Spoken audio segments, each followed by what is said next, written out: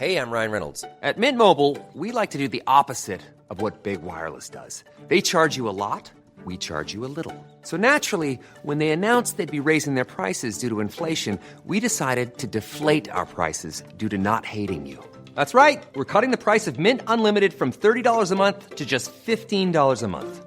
Give it a try at mintmobile.com/switch. $45 upfront payment equivalent to $15 per month. New customers on first 3-month plan only. Taxes and fees extra. Speed slower above 40 gigabytes. See details. Hi, this is Jonathan Fields, host of The Good Life Project, where each week I talk to listeners about investing in their future by increasing their own vitality. But when it comes to those financial goals, whether it be saving for a home renovation, growing your child's college fund, or travel, life can make it difficult to stay the course. By working with a dedicated Merrill advisor, you get a personalized plan and a clear path forward. Having the bull at your back helps your whole financial life move with you. So when your plans change, Merrill's with you every step of the way. Go to ml.com/bullish to learn more. Merrill, a Bank of America company. What would you like the power to do? Investing involves risk. Merrill Lynch, Pierce, Fenner & Smith Incorporated, registered broker-dealer, registered investment advisor, member SIPC. Ready? Do we test? Do it live!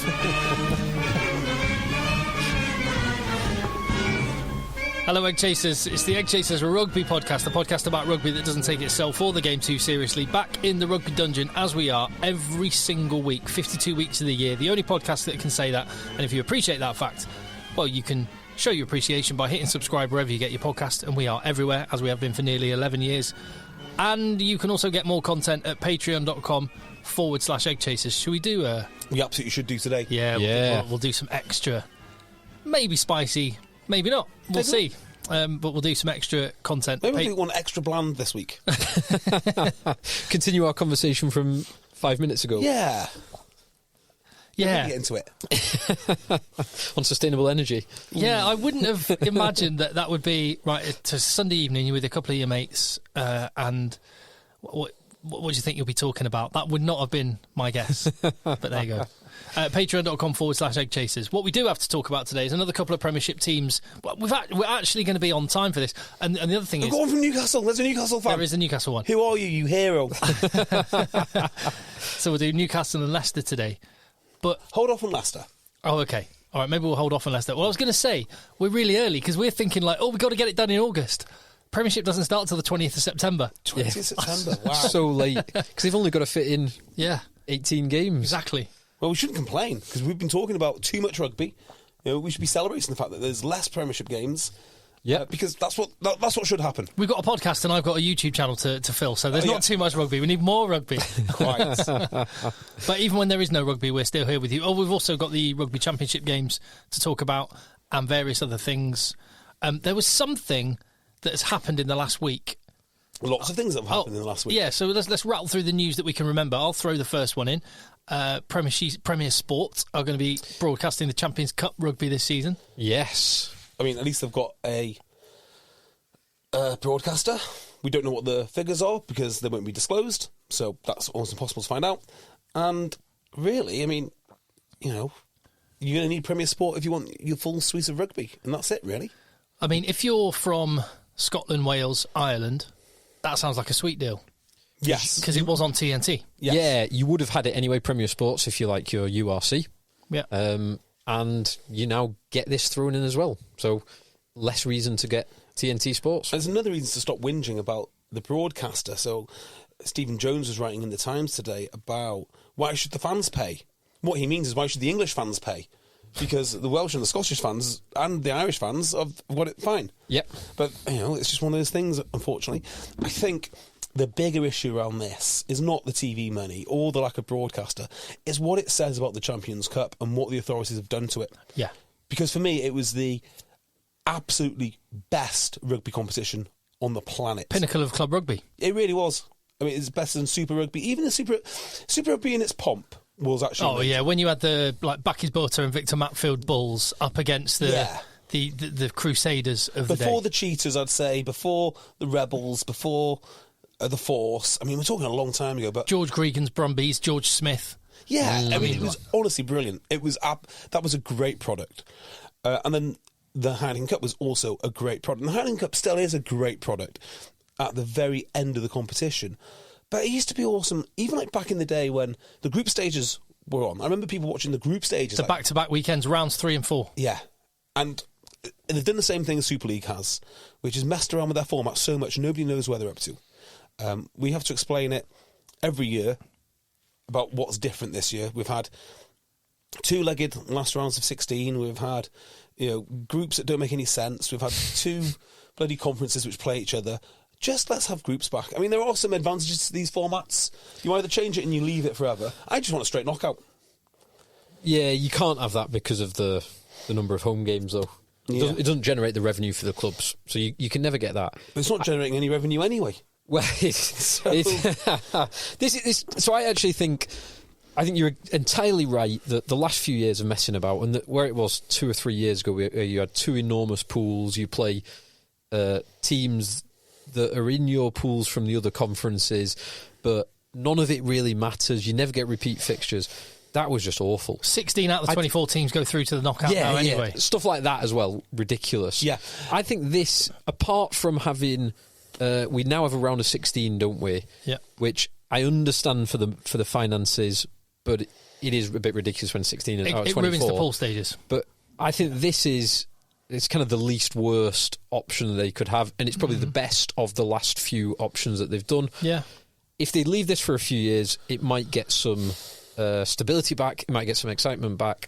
Not that not that the semis and the final and even the quarters aren't exciting, but the whole of the rest of it seems a bit confused.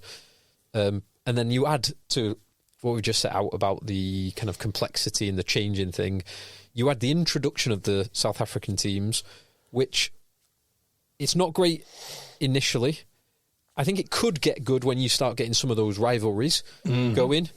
Like, for example, the rivalry between, Leinster and the Bulls, and now Glasgow and the Bulls, will be pretty good in the coming years. They will undoubtedly be like. But they've got that rivalry in the URC, which is where it will manifest itself for the most part. So you do. Yeah, that's a great point. So I like the South African teams. I think they had a hell of a lot. I think they've improved the URC immeasurably, but they have to decide: do they want the Champions Cup? Decide before you play the pool game. If you think you can make it into the semis or the quarters, and you're not going to play it, tell us now, and you can go. I think that's the only fair way.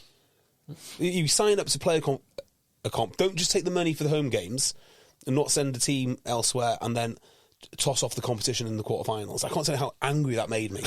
And then the worst part about it is how good these teams are.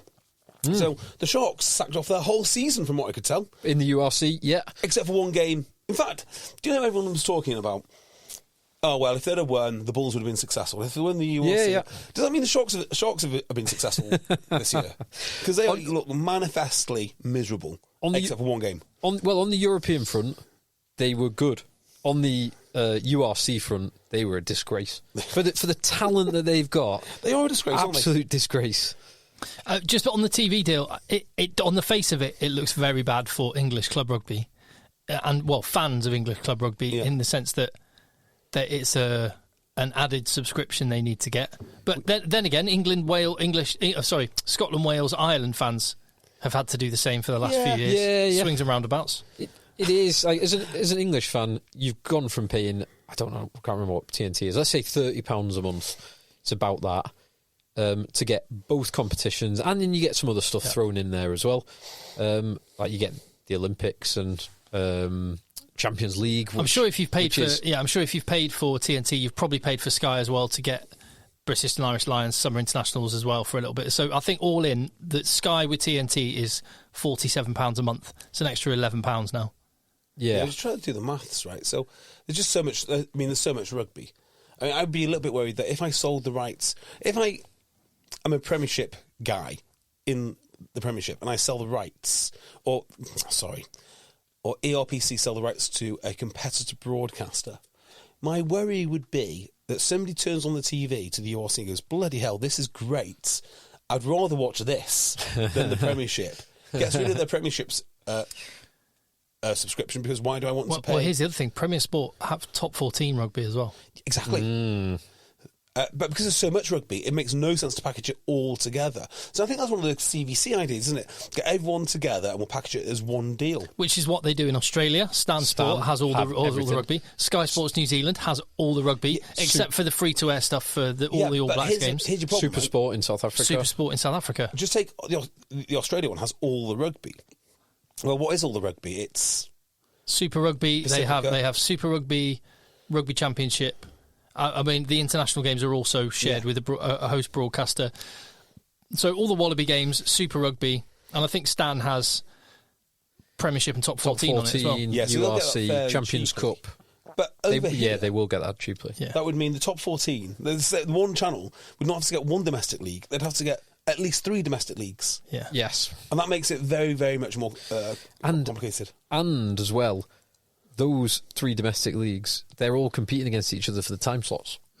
So you're trying to host, say at 3 o'clock on a Saturday. That's a great point. You're trying to host 2 URC games, 2 Premiership games, and probably 4 top 14 games all at the same time. Yeah, so this competing works against yourself. Great for Hurricane Cup, right? So you get these glorious days of like 12 o'clock start, 8 o'clock finish. Yeah, and if you've lasted through, you have a great day. I mean, if that's what you enjoy, and I do enjoy it, phenomenal. It's like the NFL.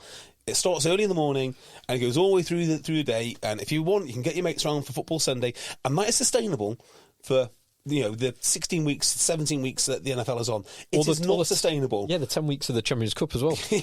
yeah. It is not sustainable for the majority of the year to have your mates around every single weekend, to every single game of rugby. So even if they did sort it out, like, what would you be doing?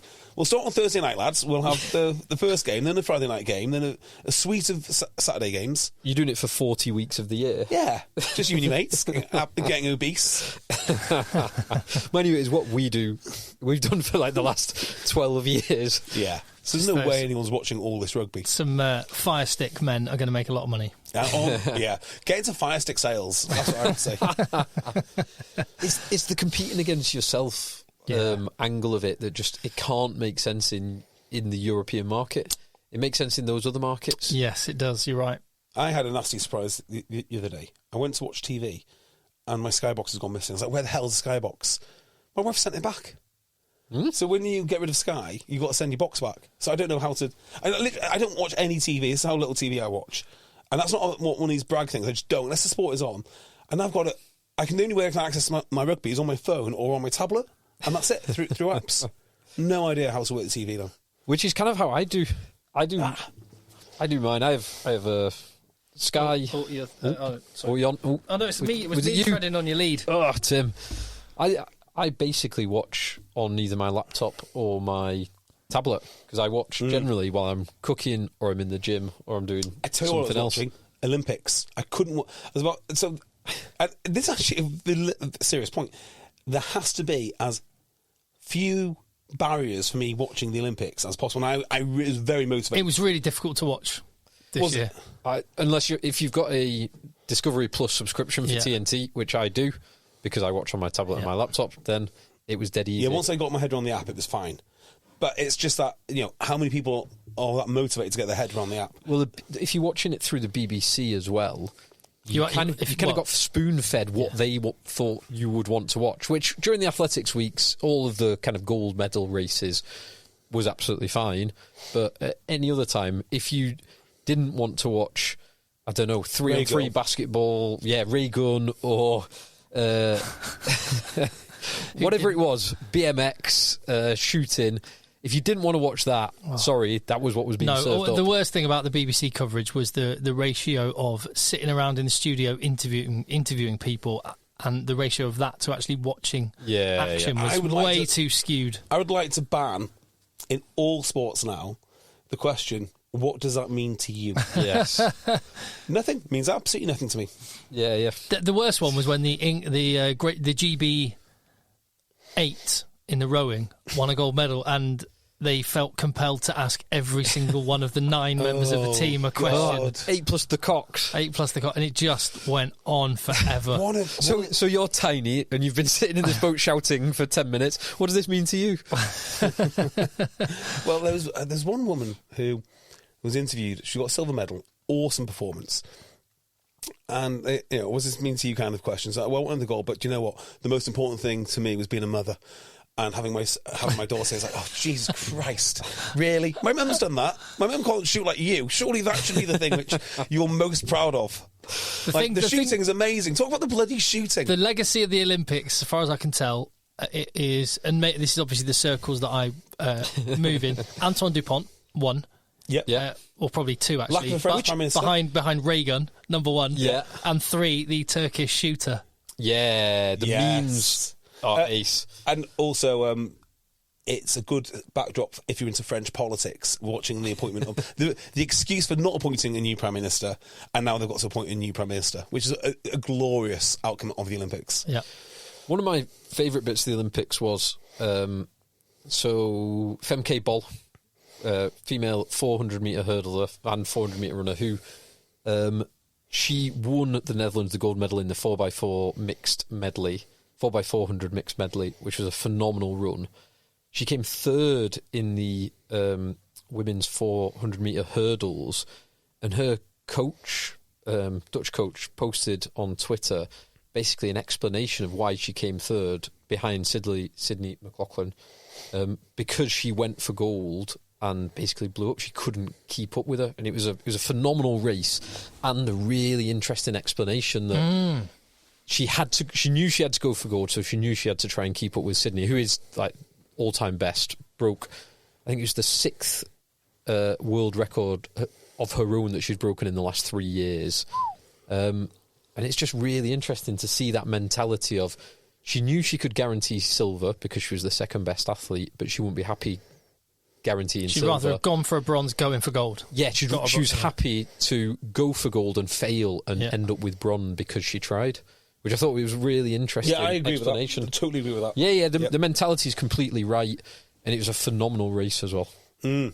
So, there you go. That's the Olympics round, and also the broadcasting. What other stuff's going on? Lewis Rees-Zammit got some more snaps last night. Last night? Yeah, he received the opening kickoff. Good. And ordinarily in the game, he was in the end zone. He would have taken a knee, but he actually ran it out and ran 27 yards. Oh, okay. Broke one tackle. Could have done a bit better, maybe. He was used in the running back slot, but just a bit of pass protection more than anything. And he actually took a kickoff, which looked quite good, actually. He's not going to make the 53-man roster, but fair play. He's playing American football. Yeah, I'm hoping this experiment is over soon. I'm getting bored of it, though.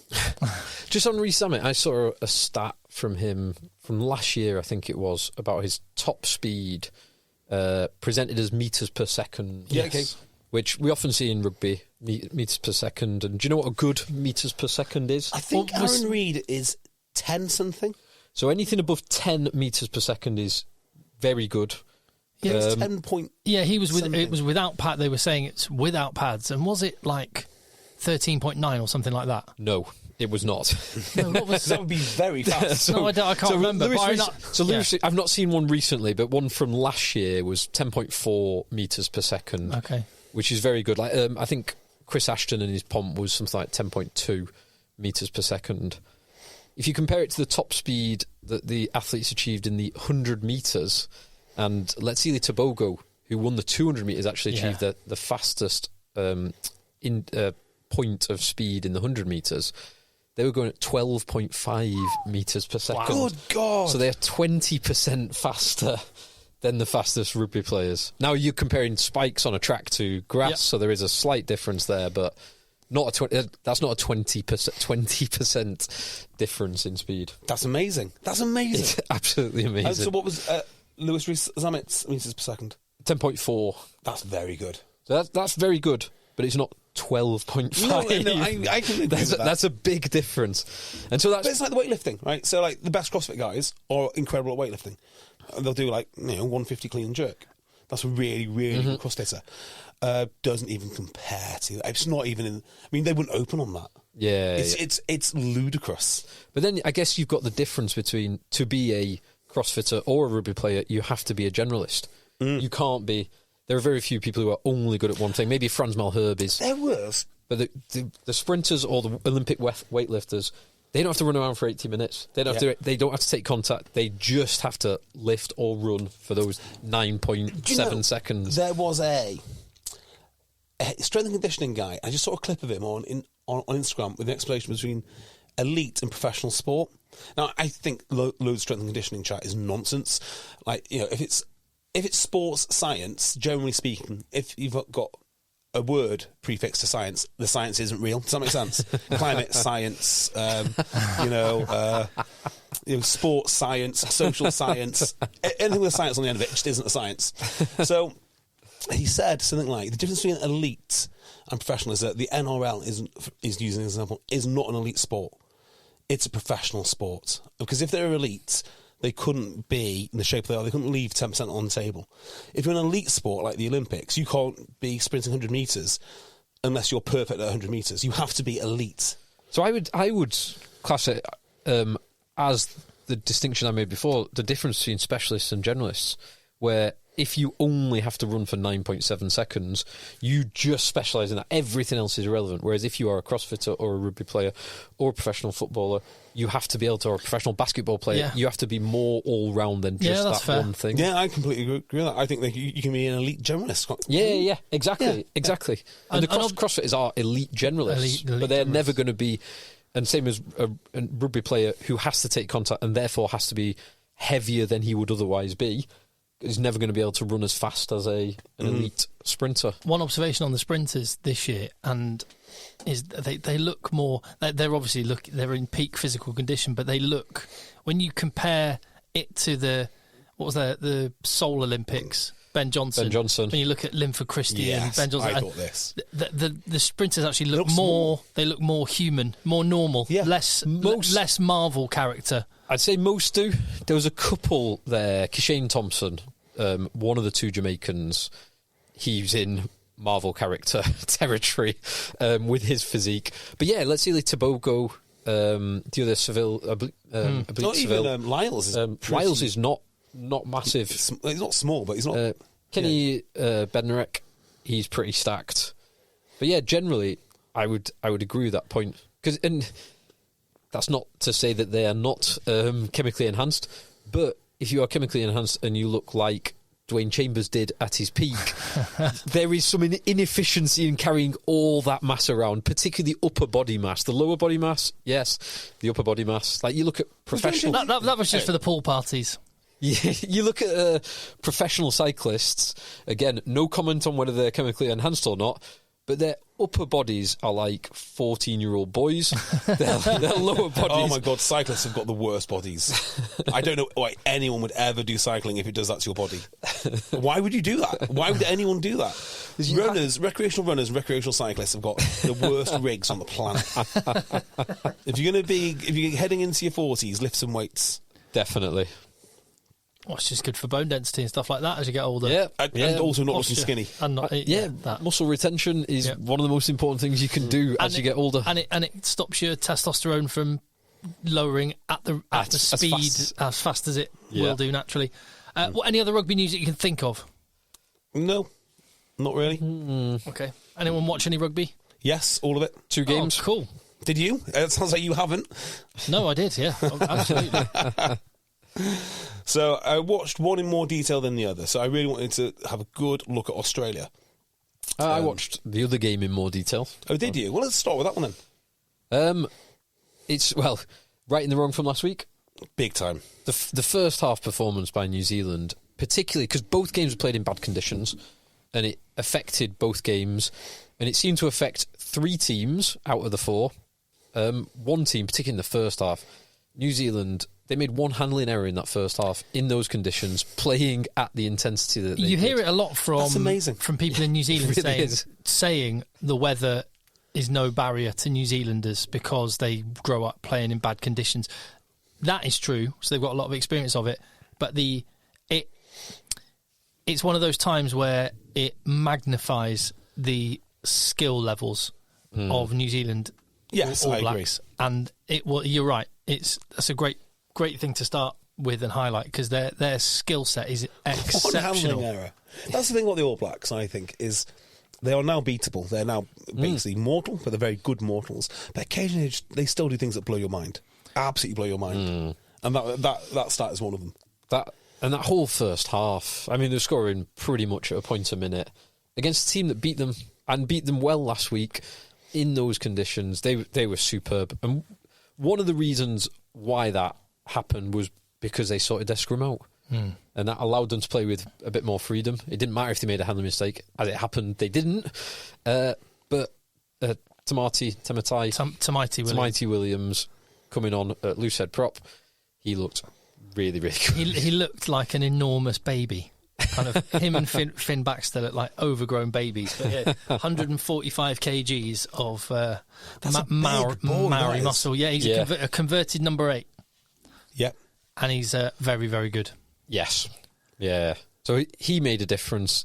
It looked like Rico Ioane made a difference. The centres, from being a bit porous last week, looked more shored up. And just overall, and I wonder with Argentina, they've had some phenomenal results over the last few years. Absolutely phenomenal results and phenomenal performances. But I do wonder how much of it is just based on pure passion, where they have to get so up for those games, and when they do, they get incredible results. But because of the level they have to be at physically and mentally, it's not as repeatable. Yeah, it's as simple as it's a really silly thing. If they cry during their national anthem, could be in trouble. You could be in trouble. Well, no, and they did last week. They did. Yeah, it could go. It's always on a knife edge. Lavanini could go and get a red card. Yeah. But last week they cried during their national anthem and won. This week they did not cry during their national anthem and lost. I wonder if we should have little devices on their cheeks to measure their tears. And depending on what the weight is, they're too emotional, not emotional enough. Yeah, but it's so Argentinian to be brilliant and then woeful. Well, they did it already this season. They played full-strength Argentine team, played against France's third team, and lost. Yep. And then the week after they beat them, and then they travelled to New Zealand and do what they did last week, and then stay in New Zealand and do what they did this week. Yeah. Oh, yeah, talking of other news, the whole France youth team coach setup has been suspended. Is this after the under-18s player disappeared? They lost a player on a beach, which, I mean... And when you say, and by lost, if you didn't see the news, the poor lad died, drowned in the sea. And I mean, I've heard about the ocean there off the... you told... Don't go in the beach. Don't go in the sea. Were they Cape Town deadly way? Yeah. So we, because you're heading to that neck of the woods soon, Tim. When we were there, we were along the Garden route, so Western Cape, and staying in view of the beach. Went down to the beach, and there was warnings everywhere, like do not swim. Like you can paddle, but do not swim. And so I went out because you're in Phil, why would you do this? You're in the merger of the. You got the Atlantic Ocean, Indian Ocean as they come round and they merge together, and the currents. So I went kind of up to my knees in it, and you could feel the suction, like the dragon. If you went out there, oh God, it is terrifying. It's legitimately terrifying. Water terrifies me. Yeah. Well, because so one of the things I'm going to be doing when I go there is don't go in the sea. No, I'm going to I'm going to be kayaking out to the Whales Don't bother, get a boat. Tim, you're not a kayaker, mate. When's the last time we went kayaking? It's not important, but the one thing the one thing I've told is if you're in the sea, bob it around. Just it's all about if you panic, you're dead. So if you and how do you know you're not going to panic? Tim, Michael Schumacher didn't die, got severely injured on skis. He's one of the best racing drivers with incredible reflexes. Why do you think that you should kayak? He was qualified to go skiing. You're not qualified. Don't do it. Unless you've got hours of kayaking out here, don't do it. Have you done shark cage diving? No. That terrifies me because the top bar, there's no roof on it, and there's about 2 feet of water above the top bar. That's not the thing that I'm going to do. All it takes is a small evolution in the shark mindset and you're dead. Exactly. You never know what they're learning. Yeah, so another thing. Do you know why? Another reason I'd say no swimming over that side? Because the oceans merge. I went fishing there in a real boat with real experts. One side has sharks and the other side does not experience a shark attack for decades. And basically go over the line, and that's why you got 2 different species of fish. That's why the fishing is so amazing. So on one side you got Seal Island and everything. You even look at the water and you get devoured. On the other side, Nothing. Swim, surf. Well, but don't do it. Don't do it. No. Anyway, so the French youth set up been Yeah, so they've all been suspended, which I can't really think of a better. I think it's probably very harsh. They'll be. I mean, if you think about the English coaches in the under-18s or the under-20s here, you'll know a few of the names, and you just know if that had happened on their watch, they'd be devastated enough as it is. So I'm not sure it needs to happen, but then I can't really think of a better solution, bearing in mind you lost a player. Absolutely. Yeah, because there has to be, and it could just be one of those things, given all the warnings, a 17-year-old, 18-year-old man experiments, and nothing could have been I would have done. done it, as in, like, I would have jumped in the water. Yeah, I'm still not to jump in the water. I think it was a team activity. No, wasn't it? I thought the running about was a team activity on the beach. I don't know if there's. It doesn't matter. It doesn't matter. I don't know enough about it. I remember doing a pre-season with Sedgley a long time ago in North Wales, and we were doing kind of cliff diving in wetsuits, jumping in. It was a particularly wet, windy August day, proper grey day. And that was a bit dicey. It is dicey. And that was, we're jumping a metre off off the rocks into the ocean. I was just thinking then, like the days when we'd get the weekly updates of Don Armand wrestling on Exmouth Beach. Yes. All the Chiefs boys down there. Yeah. We were talking about New Zealand. Yeah, just very impressive. Bounce back. I do think, and you said they are beatable, they're definitely fallible. When I look at the whole Southern Hemisphere, I don't see a world-class scrum half. Now Aaron Smith is gone. I'm so glad you said that, right? So, on scrum halves, here's a question that I was thinking. TJ Perenara, has it ever been like the second best guy has ever emerged into the best guy once the same guy in his peer group has left? Because I think, Perenara, he's very good. He's just not the best in the world. I don't think he ever will be. I think that ship has sailed for him.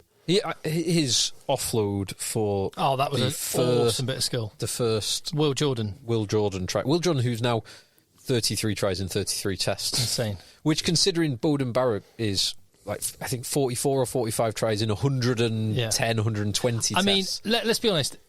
Like Caleb Clark's try and half of Will Jordan's tries. But when I think of New Zealand wingers scoring tries, they either score incredible tries, like Lomu in the 95 World Cup, or like Will Jordan does. No, how about Julian Savea? Julian Savea, He just walked over. I was going to say exactly that. So half of any New Zealand winger's tries is catching and putting the ball down. A 2 metre stroll over the line. So it was Julian Savea. Everyone told me about what a big runner he was. And in the end, you just had to take their word for it, because no one ever saw it. Well, you did the game. There was one, actually, against France in 2015, which was genuinely incredible. But they kept that ace up their sleeve for about 10 years before we had to do anything. But you were well warned it was there. Yeah, where is he now, France? No, he was Moana Pacifica, I think. He was playing 12 for them this year. Yeah. Wow. I want to say. It's amazing to think he was the better surveyor for years. Yeah. He's about 5 years older than Nardi. 34 years old. There you go. 4 years older.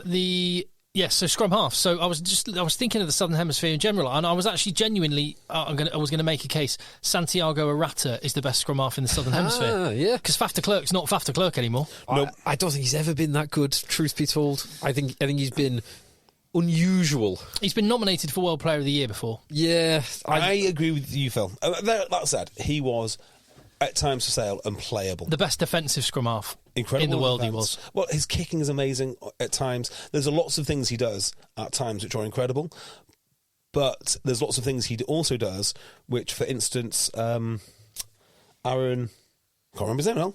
Aaron Smith. Aaron Smith would never do. Never do. Yeah, the passes he's thrown. No. But yeah, he does. He did do incredible things. Yeah. The one who could be, he's not playing at the moment because of a knee injury from my beloved Hurricanes. Cam Roigard. Cam Roigard. I think he is legit. He's only young, maybe 22, 23, that kind of age, but he's quality. Grant Williams for South Africa always strikes me as someone who could be really good, but he's never been trusted with the 9 shirt, and he's 28 now, so I don't know if he will be. Move on. Yeah. Too late. So interesting. It was one thing that struck me over the weekend. It's like, oh, they're still playing Nick White. Yeah. He was still a good player, Still but a good player in a bad team. But when you think of Southern Hemisphere teams, and you think of great scrum halves, we've had Aaron Smith, and then Australia we've had Gregan, who we've already mentioned on the podcast. Yusuf van der Westhuizen, one of the all-time best. Yeah. Best. So yeah, I agree. And Faree as well. Faree, yeah, amazing scrum halves. So yeah, there's not then, and so that was one thing with New Zealand and their second row at the minute without Barrett and Tuipulotu, and even when they do have Barrett and Tuipulotu, they're not at the level they were. So I do think they're very much beatable. Yes, agree with that. But they can also give you a hiding Absolutely. if you're not on your game. 100%. 100%. And the other game... Yeah, the one that you were watching more closely, JB. Australia in it until the 64th, 65th minute. It's just a bad game. That's where I come down on. So I wanted to have a good look at Australia. And, I mean, what is there to say? They are worlds away. I think South Africa didn't really go at 100%. Well, they made, firstly, the context, they made 10 changes. There were guys, there was totally new combinations. And I think they picked a team to go out and play all-out attack rugby, and the conditions negated that. Yeah, so like the front row were basically unrecognisable from what you'd think of a South African front row.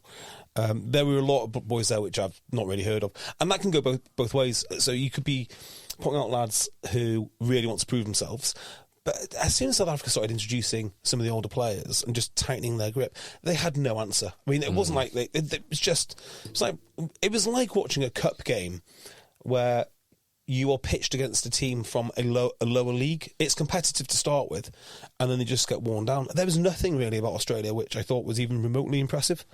Let's try and think of something which was impressive. It's going to take me some time. So, some of their attacking kicks were quite interesting. So they would try and get to the extremities by kicking, but sometimes I wonder, is that a sign of desperation? So if you have to go there and rather than run down the middle or dominate the gain line, which is going to be hard against any team, let alone South Africa, you then tend to kick. And they got some joy out of that. So it worked once or twice, but a few times it just teed South Africa up for what should have been walk-in tries, which they absolutely butchered. Yeah, they did butcher South Africa last week and this week should have scored 50 points. But I will say Tom Wright played well at fullback. Tom Wright's a very, very good player. He's a lovely player. I mean, Noah, what's his name? Lolasio. Okay, fine. Bit meh. The pack in general, just... Harry Wilson was all right at number 8. He worked hard. He carried hard in heavy traffic.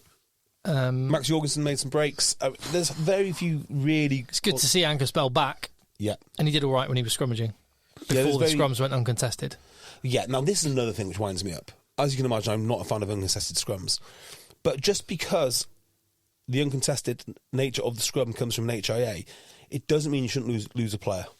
Because it does two things, right? It's sort of, there's this... head injuries are serious. We all know head injuries are serious, so don't misconstrue... whatever, right? But, like, they're not so serious that we continue to play with 15 players when you don't have a front row. The front row is... Not having a front row is more serious than your head injury. So what I would say is they either need to qualify more people who are not front rows to scrummage so it doesn't happen, or you lose a player, as were the rules if you have an injury or you have a card and have to go down a player. Mm-hmm. Does that make sense? So you can still play with 15 players, but it's uncontested. That is not. You can understand the trying to remove the incentive to play a player when they are not in a fit state to play. Yeah. So. Yeah, but it does the other thing though, doesn't it? So I know what you're saying. So yeah, it incentivises going. Oh, you got a bit of a head knock there. Yeah. Hit your head. Yeah. It would surprise me if in the future. I felt my head. Yeah. Well, our doctor. Yeah. All we need to say, right, is our doctor thinks he needs an HIA. Who is arguing with that? Yeah, no one's going to argue with that. Right. So just get rid of it. The rules are the rules, and that's fine. Well, so the referees did actually bodge this up in a number of ways in the game, though. So, first and foremost. It was the James Slipper, the replacement hooker, that went off with an HIA. Replacement loose prop that went off with an HIA. Angus Bell. I haven't seen anyone say or confirm, but it looked like a tactical replacement when he came off. So I don't know. Or was it an HIA that Angus Bell went off for? I listened to a bit of the Schmidt press conference. Did he mention he had a cut above his eye? Was it Bell?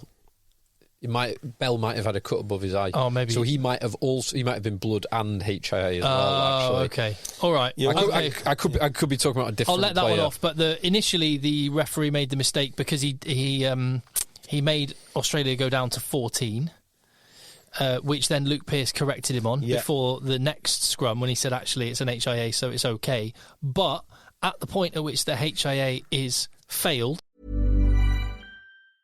If you're taking care of a senior loved one, then you know it can be hard. Remember, it's okay to ask for help. There's a reason why 29 million families have turned to Care.com. Experienced senior caregivers can help with everything from meal prep to taking your loved one to doctor's appointments. And every caregiver you hire is background checked. So important for peace of mind. Find full-time, part-time, or even occasional help that fits your family's schedule and budget. Get the support you need with Care.com. Ryan Reynolds here from Mint Mobile. With the price of just about everything going up during inflation, we thought we'd bring our prices down. So to help us, we brought in a reverse auctioneer, which is apparently a thing.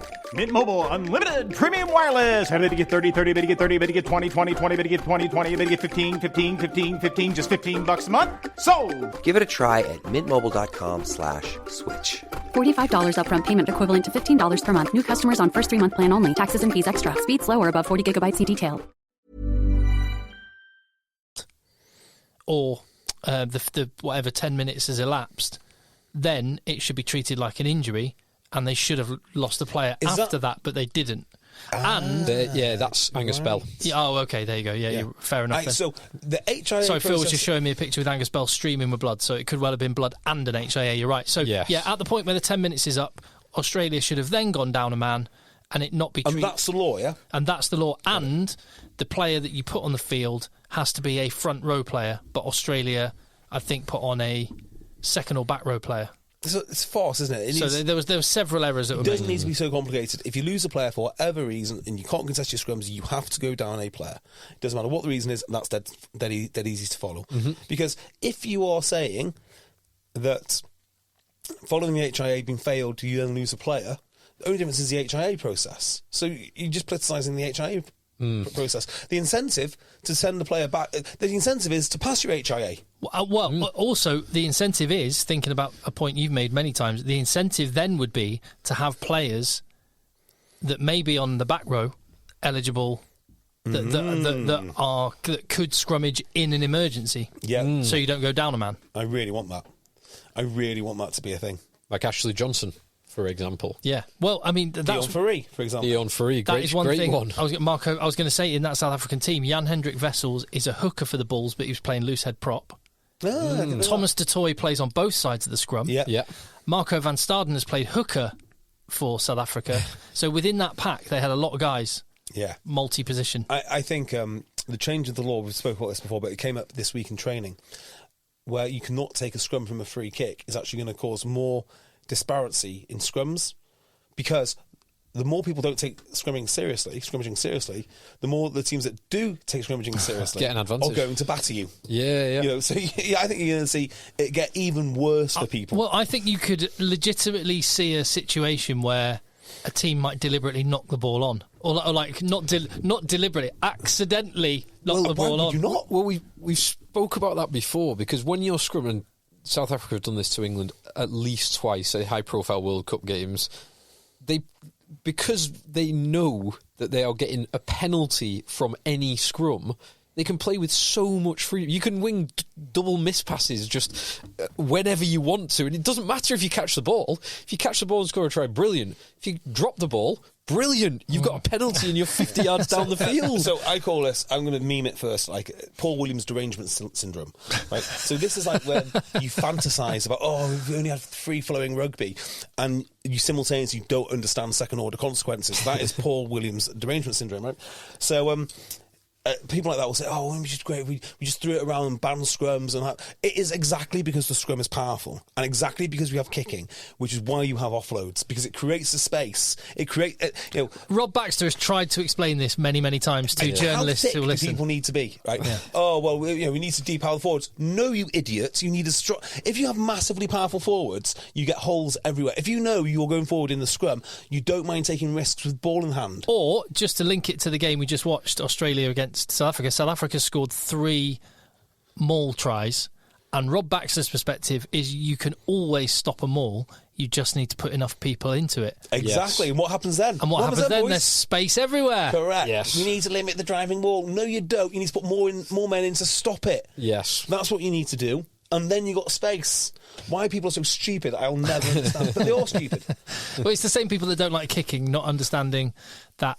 The box kick is like one of the best tools to break up defences. Well, interestingly, though, there was much. I noticed far fewer box kicks from last week to this week, precisely because the referees are actually enforcing the 5-second law. And it was actually enforced early on in the Argentina and New Zealand. In the first 5 minutes, Argentine scrum half took 8 seconds, counted them, and as he kicked, blown up. And consequently, because they're having to do it quicker, they can't set the caterpillar up as well as they would like. Therefore, more kicks were being charged down, which is the reason why they reverted to a different type of kick, and suddenly it was going out in the pocket, and wiper kicks were being put in. So it's quite interesting to watch the Bowden Barrett try in the first half of the New Zealand game. It came a few phases after, but it was from a charge down kick. Yep. It led to some chaotic scenes behind the Argentine goal line where they tried to run it out and then got turned over on the left-hand side and led to that try. Yep. So. Did I tell you about my scrum tallies at Talk H? No. Scrum tallies? What do you mean tallies? So I set a target mentally for what we want to do before our first game of the season. So I started pre-season this year, and guess what? We've got no props. Oh yeah, you did say this last week. Yeah, we've got no props. Well, we've already found at least six or seven now, and actually 2 of them are really ridiculously good. They've never played there before, but after scrimmaging against them, I'm like, yeah, both of you guys are super legit, because lots of people can scrimmage. They don't realise it. So my goal was to get 150 live scrums before the season starts. Well, I think we'll blow right past that now. So we're already on about 80. I've got my tally somewhere. It's 80 something of live scrums. So by the time we hit, have you put the whiteboard to use elsewhere? Take it with you. Tick. And now everybody knows that if the props don't show up, we're still scrimmaging. So someone needs to learn scrimmage. So we've had 3 sessions on scrums, 1 on the line out. God, the line out looks bad. It looks so bad because we've done nothing with it. Now we've got to teach guys to jump too, like guys who are converting from the back row. Yeah, sorry, from the backs to the back row. Oh, okay. So you're pushing your back row up to front row. You're pushing your backs up to. Yeah, well, we've got 50 lads. Like we must be able to get a rugby team out of this somehow. Yeah. So we're doing that next. But I reckon we'll get through 200 plus scrums easy. So this week I brought down a tug of war rope from the CrossFit gym. So you know the massive ropes that yeah.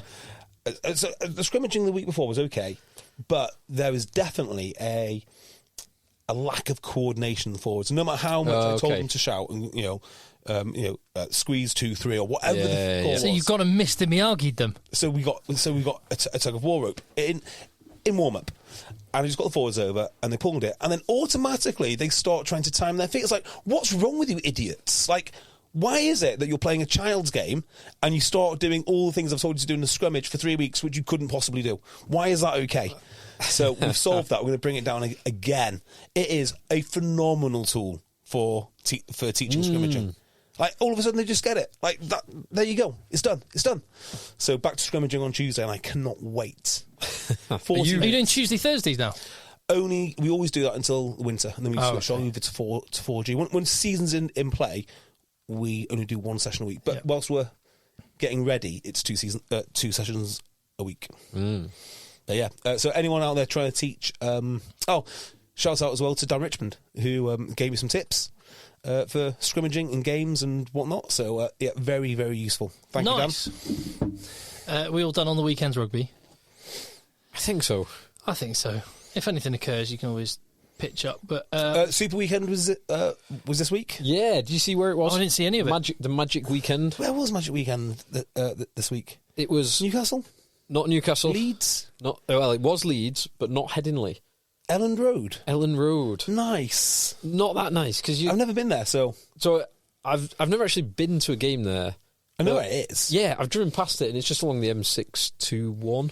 Basically, the road off the M62, or the motorway off the M62. You're not near the city centre. You're not near Headingley. But Headingley's not actually in Headingley, is it? Or is it? Is it? Yeah. It's right there. Is it? Is it by the bars? It's just like one street off the bars. Oh, I did not know that. You walk out of Headingley, the stadium, and you're in Headingley. That sounds like fun. The area to go drinking, because I've been to the cricket there and the rugby there, and Headingley is a great night anyway, or great day, really. Yeah. It's a great Saturday afternoon, fancy dress, walking along Otley Road.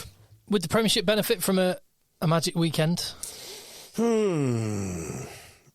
We got an email on this. Maybe. Maybe. Read the email. I'd like to see it be done. I think it could be a good spectacle.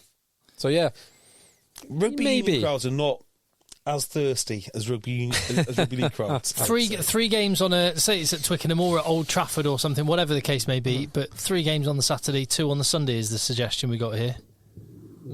Why don't they go for broke and do all 5 games Saturday. From 10 a.m. through to 10 p.m. Why can't you play at 10, boys? What's your excuse? I mean, it'd have to be the summer. It has to be on hell of a pitch.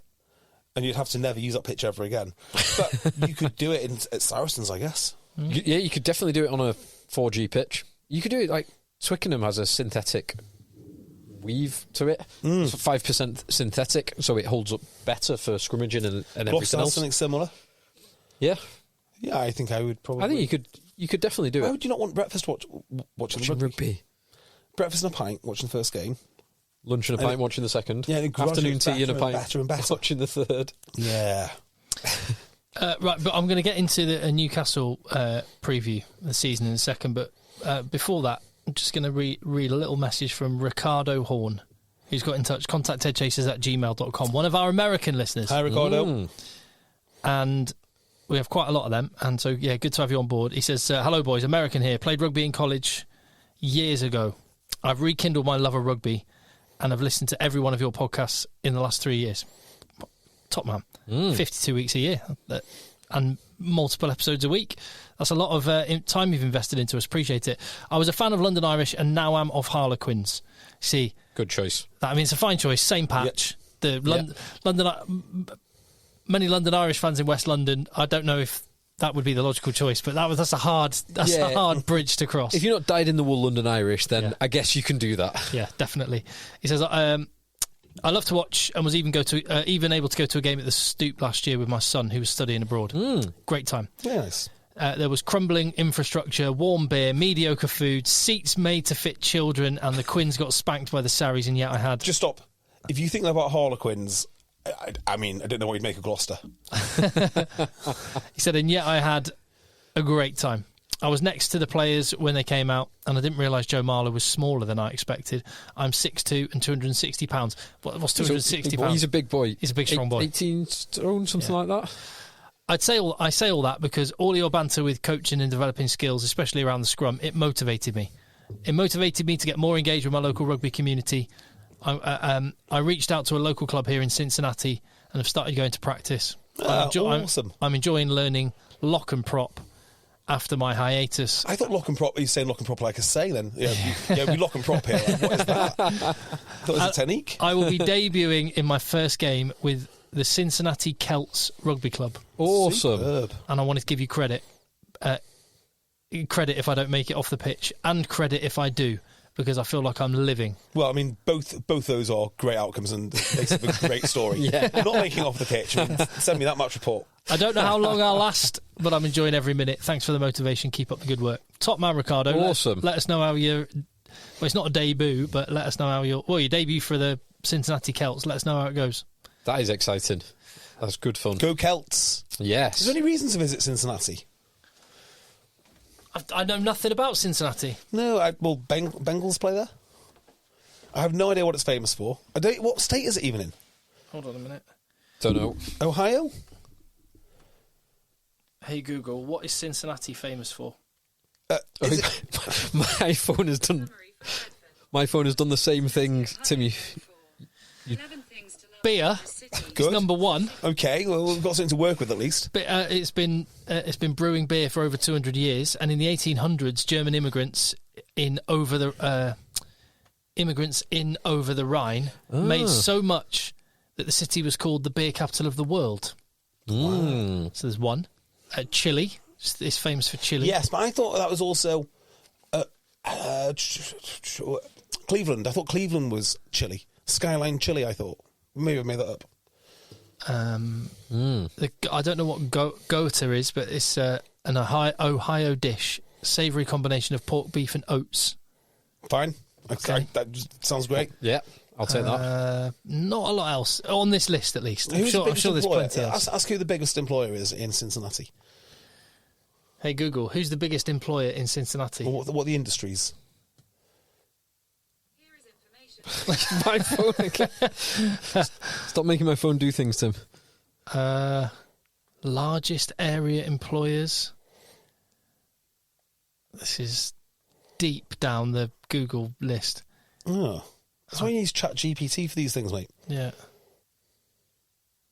Cincinnati Children's is now the largest employer in Greater Cincinnati. Don't even know what that is. Right, brilliant. No, on balance, I don't think I'm going to use my weekend to go there. That's what this comes down to. Population. If you do go there, go and play for the Celts. Yeah, exactly. So just a bit of feedback to anyone who's running a tourism board, right? If you want us to visit, make sure that when we ask these questions, it's front and centre on your search engine optimization.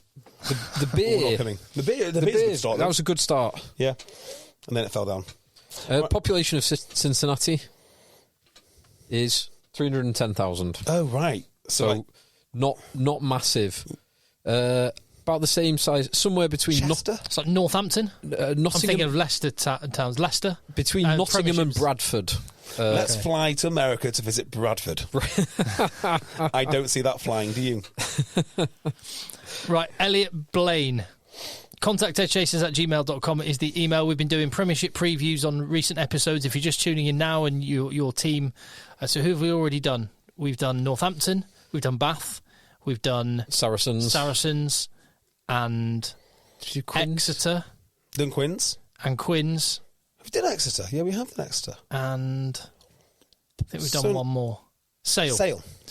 Yes, so we have 4 left to do. And here is Newcastle's. Thank you, Elliot Blaine. Yeah, thank you. Who says, lads, do not fret. Your call to arms has been met. There is still one Falcons fan with nothing better to do than try and find some positivity in the Kingston Park hellhole. Elliot's words, not ours. By the way, this is their best fan. This is the most enthusiastic fan. Long gone are the days of Johnny Wilkinson, Jamie Noon and Bobby Vickers, and we are more than acclimatised to scrapping for a few wins a season to keep the Falcons faithful happy. However, last season was a new low and was the product of years of underinvestment as well as poor retention of academy prospects. We all know the troubles which Falcons face, so let's focus on the positives. First up, we got rid of a lot of subpar players. Of the players who departed at the end of the season, the only players to sign for Premiership clubs were the 3 promising academy products in Pepper, Brantingham and Johnson. It's an interesting fact. Out of everyone they got rid of. Pepper, Brantingham. Guy Pepper, Phil Brantingham. Guy Pepper and Louis Johnson. Flanker to Bath. Phil Brantingham. Prop to Sarries. Louis Johnson. Fly half to Sarries. Yeah. So who else went? I'd be interested to know. So I've got a list here. Yeah, please. Ewan Stevens to Cardiff. Don't know who he is. Anyone of Charlie note? Maddison. Mateus Maroney was released. Yeah. Now that's he will go somewhere else. Yes, he's quite good. Yeah, he's all right. Josh Thomas. Don't know. Michael Van Vuren. Hooker, South African hooker. Yeah. George Wakakoke. Wathoka, I think he's called. Yeah. To Doncaster Knight. Sam Cross, who's gone to France. Rory Jennings.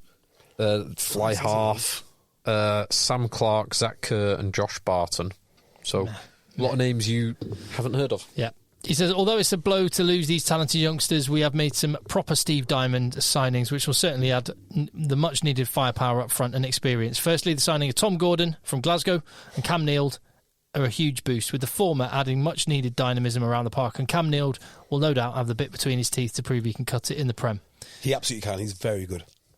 In addition, the signing of Sammy Arnold from Brive finally adds a big ball carrier in midfield, which we haven't possessed since our last relegation to the Championship. However, the most important signing is Kieran Wilkinson from Tigers. An intelligent kicker. Hopefully he can help ignite the Falcons' attack and unleash a promising back three we already have in our squad. Kudos to Diamond for recruitment. He's been able to complete under tough financial constraints. Luan de Bruin will fill the Brantingham-shaped hole in the front row and can also cover both loose head and tight head, which JB will appreciate. Yep. There's an abundance of talent in the existing squad. Callum Chick, one of the most underrated back rows in England. Unless you know your stuff, in which case you probably quite like him. Radwan can make any Premiership defence look like schoolboys on his day. The thing is, when I hear these names, that he's right, but I just can't help thinking those players are going, how many more years are on my contract? Yep.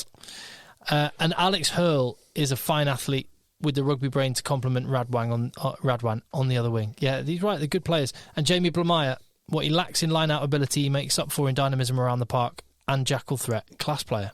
England international. Pedro Rubiolo and Eduardo Bello will return to the squad after a test win against the All Blacks, enough to make any man feel invincible on a rugby pitch. It's also easy to forget that Falcons should have won at least 3 home games last season against much stronger opposition. Exeter, Leicester and Bristol all spring to mind. Sedbergh continues to bolster the academy with exciting prospects in Ben Redshaw and Ollie Spencer, who are expected to get significant game time this season. Ollie Spencer, the outside centre, is that? Yeah, and Ben Redshaw was the fullback for the England under-20s. Utility back. Centre, I thought. Utility back. He's played 15 centre, winger 15 and wing, yeah. outside centre. Yeah. And he was brought in aged 18 last summer when he was still at Sedbergh. That's right. He was brought into the England World Cup wider training squad. As soon as this review is over, remind me to talk about Danny Grucock. Yes. Okay. Will do. Overall, I'm hopeful of at least 2 home wins and an away win would be amazing. We were probably one of the only clubs not to be significantly strengthened by the sad collapse of Irish Wasps and Worcester, but I feel like that short-term shock to the squad depth across across the Prem is reverting to the mean, with many players leaving overseas at the end of previous seasons. That's an interesting point. So where teams' ranks were swelled by cheaper players, actually the players that are good amongst those are maybe now getting paid what they're worth, and as a result, the depth isn't there. That said, there's only now 18 games. So, yeah, and so you've and got not during the Six Nations and Autumn Internationals. You've got fewer games, fewer teams, and fewer teams perhaps competing in Europe because they won't be able to. And you've also got fewer academies as well. True. Finally, and he says there's also a possibility of Saudi investment in the Falcons. By the time we get our next home win in the stadium may well have been renamed the Mohammed bin Salman Kingston Palace. Just be careful what happens inside MBS's palaces. Yeah. Yeah, careful what you wish for. Careful what you wish for. Love the pod, lads and JB. I hope you don't ruin my dream of a win too much. A man can dream. Are you gonna completely peel over Elliot's chips? Well, I'll just talk a little bit about some of the signings. Kieran Wilkinson is a player that I know relatively well. This is, in my opinion at least, the last chance saloon for him. So he has to perform. So from that point of view, there's been loads of pressure on him, and he does have talent. That's the other thing, a lot of talent. But he's never been able to hold down a position. So obviously he's at Sale for the longest time, and Sale would have loved him to be the number one. I mean, they would have loved to have seen him kick on, but he lost his job numerous times, whether it be to Dan Dupree, whether it be to... Dan Dupree, Rob Dupree.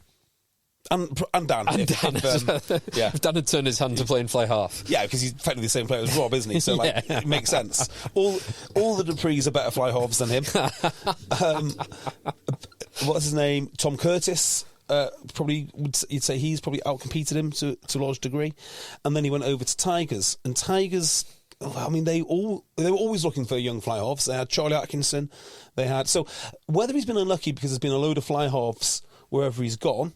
So sorry, just to fill in the story on Leicester, he had Atkinson, he had Shilcock, Pollard, Ford for a while. Now Freddie Burns for a while. So period. So he's competed a hell of a lot, and he's been around for a long, long time.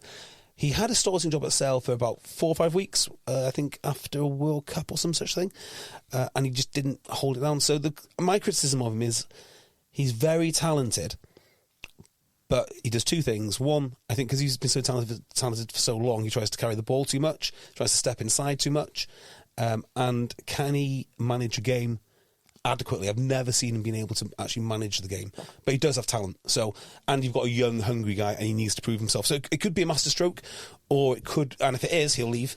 And he could be rubbish, and I can't quite call which way it's going to go. He's 25 this year as well. So yeah, it kind of is last chance saloon. He's also had games somewhere. I want to say he's Bedford or Coventry or something. Listed as playing 4 games for Coventry, yeah. and 27 games for Sale FC. Yeah.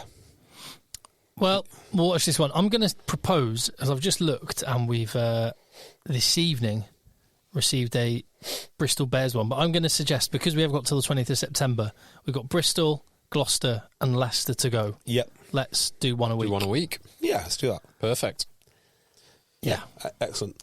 So, but that doesn't, just because Edward is someone who's emailed in about Bristol, doesn't preclude any others. We've used multiple reviews and melded them together. Same goes for Leicester and Gloucester. So yeah, and thank you for it's really actually quite interesting, the Newcastle one, because I've not thought about Newcastle at all, really. I mean, have you thought about Newcastle? Not in anything other than kind of sad terms. Yeah, fodder. They've got talent that is all going to be poached, like Brantingham, Pepper, and Johnson. And Chick will go in the next couple of years. Radwan will go in the next couple of years. Ben Redshaw will go in the next couple of years. They're just like a function of the Premiership, aren't they, to see if players are good enough. So you can get a shot at Newcastle. If you show any promise, you can go somewhere else. Yeah. Well, I say they will go. They'll go if. This is the salary cap factor. They'll go if, say, playing for England or winning trophies is their motivation. If having a job is their motivation, it may well be that they can just sign a really long deal on decent money. And is there decent money at Newcastle now? There was a few years ago, but and also having seen 3 clubs go bust, I know there's that thing that the Premiership can't afford another club to go bust, but knowing that the club's in precarious financial state, a long deal doesn't mean a long deal. Yeah, well, I also hear that they're not the best. I hear this. I can't prove it. You're not going to see me anyway. You don't have the money for it. But they're not particularly great at dealing with agents. Payments are always late, so they're hard to deal with too. That's what I've heard. That's what I've heard. Mm-hmm. So wouldn't particularly surprise me. Yeah, very late in some cases. God, it is a mess, that. It is. If Newcastle go, they can't go. Well, that is a really, really bright point for any Newcastle fan. Newcastle are literally, and I mean this in the literal sense, indispensable to the Premiership. Because if they go, the Premiership has to fold. 10 teams is a good number. But on the flip side, it has to be able to fail. The Premiership has to be able to just let them go and get the next one in. It would be awful, but if it just folds it in in the season, I mean, I don't know. I think it'd be catastrophic for that season, and maybe. So theoretically, you could replace them next year, sure. But I think by that point, it's too late. It is a complete disaster if they go. But then more of a disaster than any of the clubs that have already gone. Yeah, because it brought it down to 10 teams. So in a way, as I understand it, the conspiracy theorists out there, with which I am one, the RFU were happy to sit on their hands and wait for the clubs to go because they wanted 10 teams, and I sort of see the logic in that. And the clubs that were solvent actually also wanted cheap labour, a 10th of the pie, not a 13th of the pie. So they've got more funding. They've got rid of this horrible structure of 13 shareholders in Premier Rugby. Who are, if I've got that right. So he's this horrible situation where one of the shareholders would likely be in the Championship, or would be in the Championship, potentially 2 of them, which meant it's very hard to manage. But now they can ring fence, which I know you hate him, but they can do it. They can pretend it's not a cartel, but actually be a cartel. It is a cartel. It is a cartel, and that's fine. I've got no issues with that. I just wish they'd be honest about it rather than trying to pretend. Yes, quite. Just tell us what it is. So they were happy to sit on their hands, and now they are not happy to see their club of 10 go on to 9. I guarantee that much. So there is an interesting aspect to it. The other 3, from a geographic perspective, because the other three were in congested rugby areas, shall we say. Yep. The Midlands and West London. Newcastle stands alone. You've only really got two in the north, depending on how you define it, in Sale and Newcastle, and they're, 150 miles apart. Yeah. So you lose enormous geographic reach. And the solution, so there'll be no short-term solution if they went in the season. You'd have a disaster of a season with a complete mess like we had previously with Wasps, Worcester and London Irish. The longer-term solution is, do you bring in Ealing, which doesn't solve that geographical problem? No. Or do you do something different and try and throw your eggs into like Doncaster or a Darlington or a Yorkshire Carnegie type basket? Well, so Doncaster's interesting. Or do you, just one other point, please. Which is, because Doncaster is interesting, or does something that historically would have been unthinkable but might be possible, and go with the WRU and create a 12-team British, English and Welsh league, something like that, which the Welsh teams I think would be up for, and probably Bristol, Bath, Gloucester would Depends be. what those teams are, though.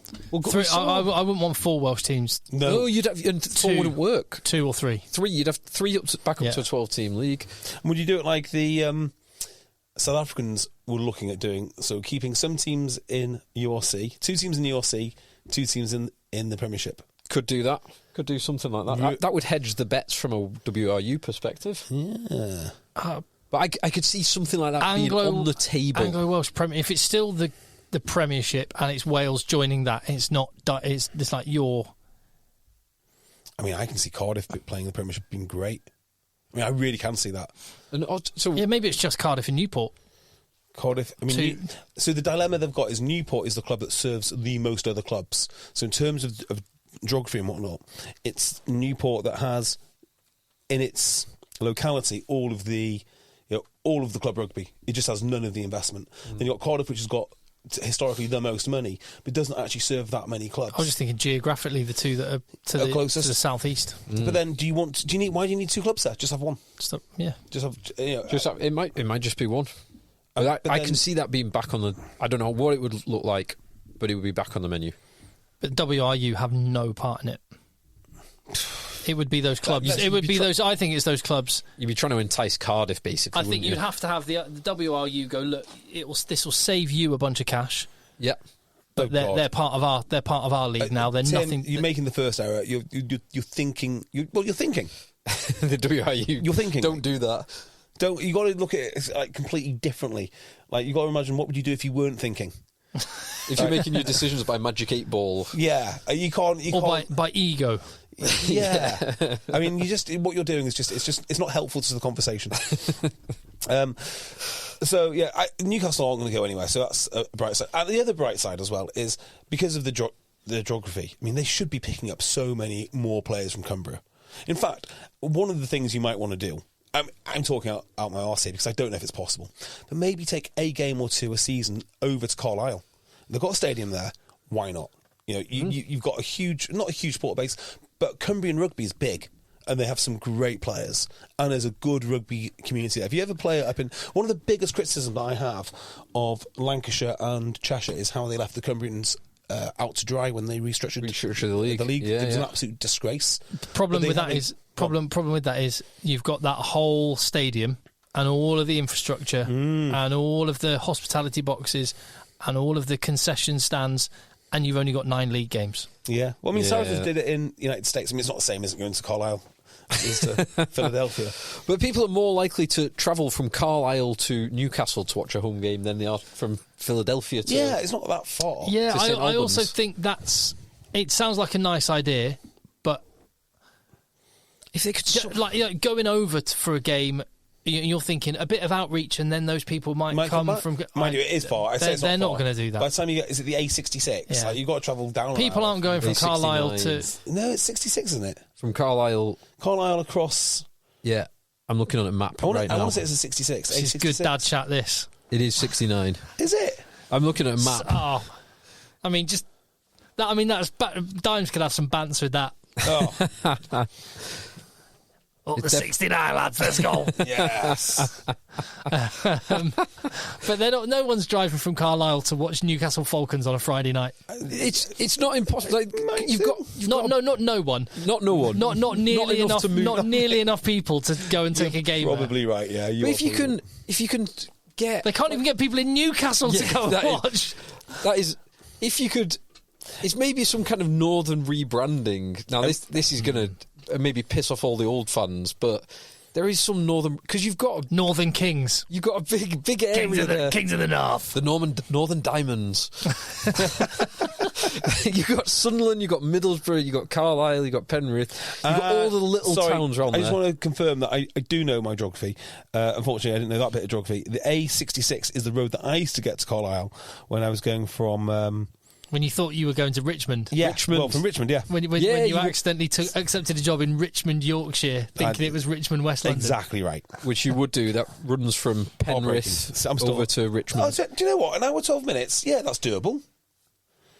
Yeah. No, from Carlisle to Newcastle. Yeah. Yeah, it's not.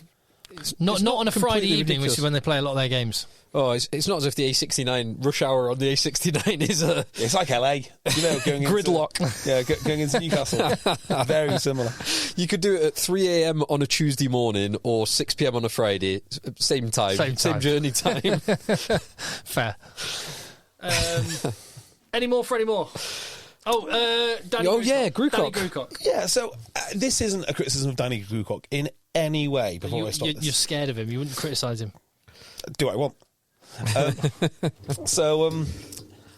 heard, I was talking to some people this week and they're a little bit annoyed, not annoyed, but concerned, should I say, about some of the Bristol Bear Academy selections. And I don't think there's anything wrong with them. I think it's the preference of individuals who they pick and why. But it just made me think about something we've said before in the past, and I wasn't aware that this setup was a thing, but now I am thinking about it. Yeah, it is a thing, and I think it should be at least discussed. So Bristol get a lot of players from Filton College. Mm-hmm. Filton College, out of interest, is also the home of quite a lot of Welsh talent.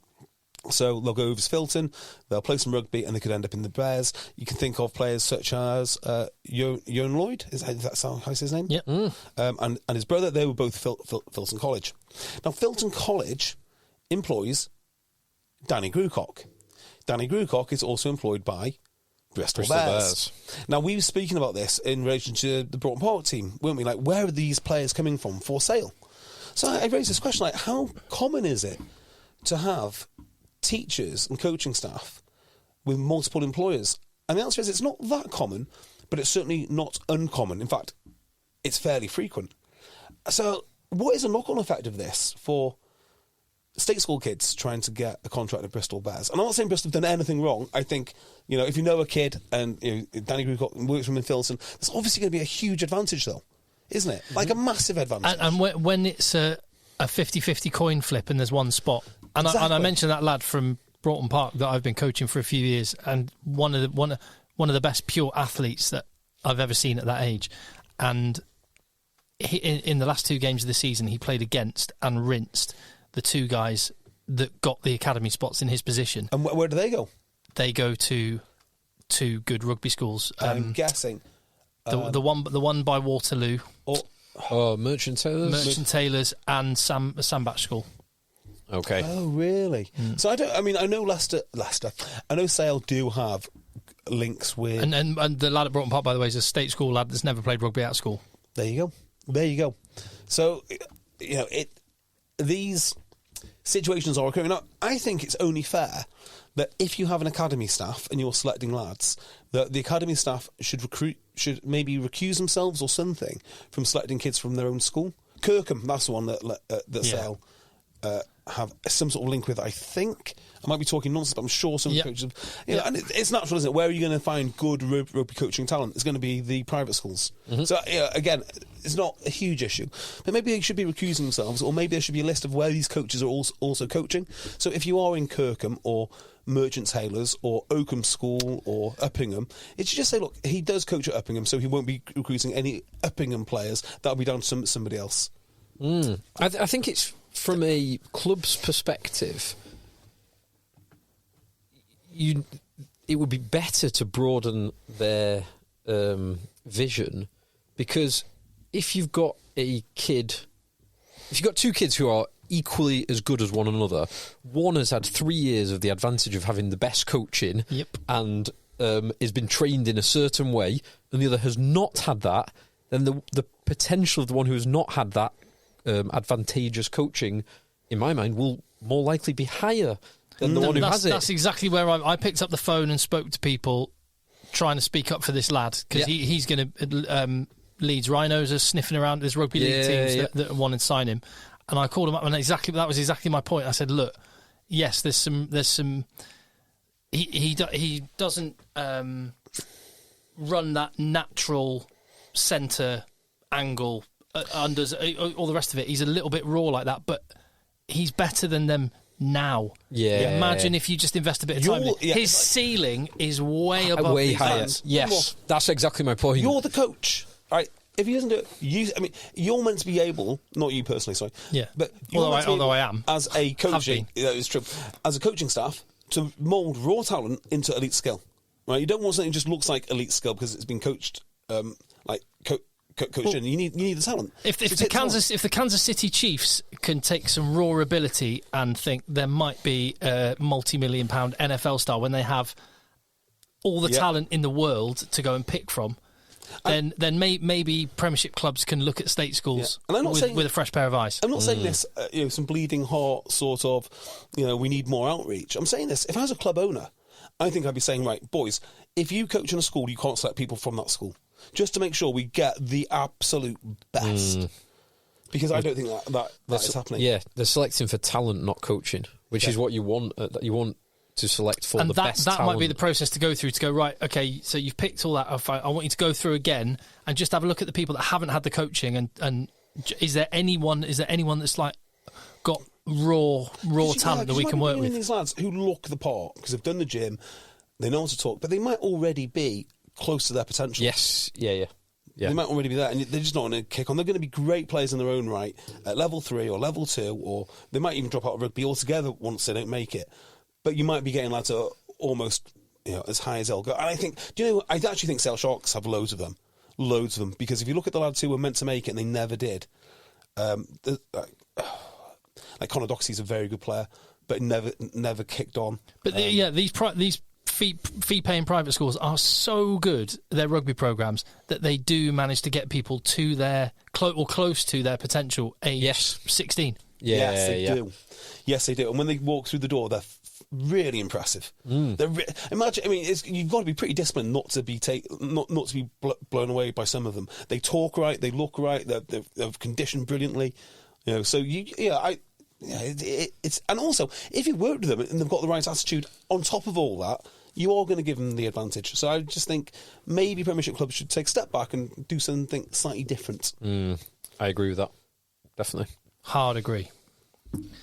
Right, contact EggChasers@gmail.com. We're going to do I don't know what we're going to talk about on our Patreon pod, but we'll figure it out. We'll definitely figure it out, but we're going to go and do that. Patreon.com/EggChasers. Let the boys end. The boys end. We all have dreams. Dream home renovations, dream vacations, or sending our kids to their dream colleges. But finding straightforward ways to turn those dreams into realistic goals, that's where things get tricky. Merrill understands that. That's why, with a dedicated Merrill advisor, you get a personalized plan and a clear path forward. And having the bull at your back helps your whole financial life move with you. So when your plans change, Merrill is with you every step of the way. Go to ml.com/bullish to learn more. Merrill, a Bank of America company. What would you like the power to do?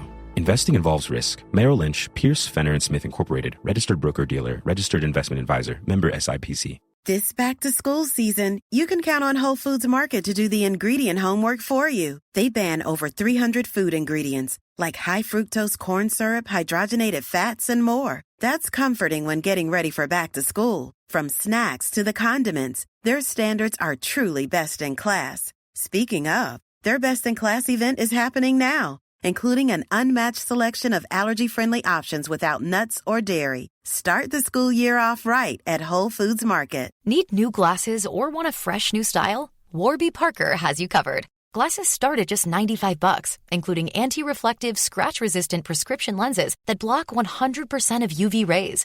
Every frame's designed in-house with a huge selection of styles for every face shape. And with Warby Parker's free home try-on program, you can order 5 pairs to try at home for free. Shipping is free both ways, too. Go to warbyparker.com/covered to try 5 pairs of frames at home for free. warbyparker.com/covered.